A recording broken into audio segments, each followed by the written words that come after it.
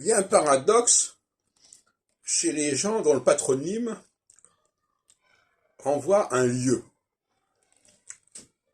Parce que, moi je suis bien placé pour ça, parce que mes deux noms maternels et paternels sont des noms de lieux, des noms de villes, Heilbronn et Carcassonne.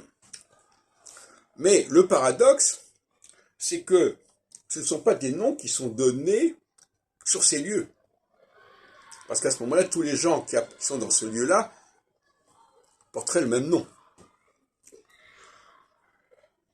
Donc ce sont des gens c'est une diaspora, si on peut dire, en l'occurrence, qui vient d'un certain lieu, mais qui s'est dispersée dans différents lieux. Et dans chacun de ces lieux où les gens sont arrivés, ils ont pu référer à ce lieu d'origine. Donc le paradoxe du rappel des origines, c'est que ça n'est jamais au lieu ou au temps de l'origine que les choses se disent et se confèrent, mais bien entendu avec de la distance. Je pense par exemple dans le cas de Heilbronn, ce sont des originaires de la ville de Heilbronn, mais ils n'ont pas reçu ce nom dans cette ville. Ils l'ont reçu quand ils se sont éloignés de cette ville.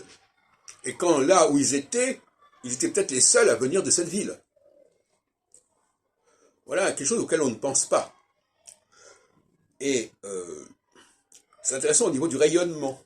C'est-à-dire que le rayonnement ne se fait que quand il y a de la distance par rapport au point de départ. Et ça veut dire aussi, par la notion de dispersion, que j'aime beaucoup, que ce sont des individus qui sont séparés du groupe auquel ils appartenaient.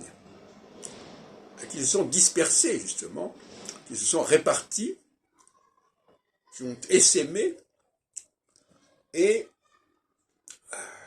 qui se retrouvent plus ou moins isolés au sein d'une population différente de celle à laquelle ils appartenaient. Et la condition juive, pour moi, elle est là.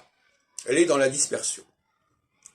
Et on le dit quelque part dans les textes bibliques, vous allez être parmi les nations. Certains ont compris, bizarrement, que c'était les nations elles-mêmes qui allaient adopter cette religion. Mais pas du tout, c'est le contraire. Ce sont les adeptes de cette religion qui vont aller vers les nations et qui, parce qu'ils sont différents de ces nations, vont se référer à leurs origines. C'est pour ça que souvent on dit on est d'origine juive, par exemple.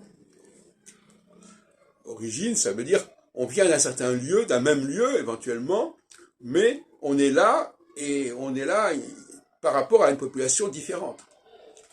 Donc de ce point de vue-là, la condition d'immigré est typiquement juive de cette manière, mais au sens philosophique du terme. C'est-à-dire, effectivement, je disais tout à l'heure, nul n'est prophète en son pays, hein, c'est un peu ça. C'est-à-dire que ce n'est pas en revenant vers le pays d'origine qu'on arrivera à affirmer et à assumer sa vocation.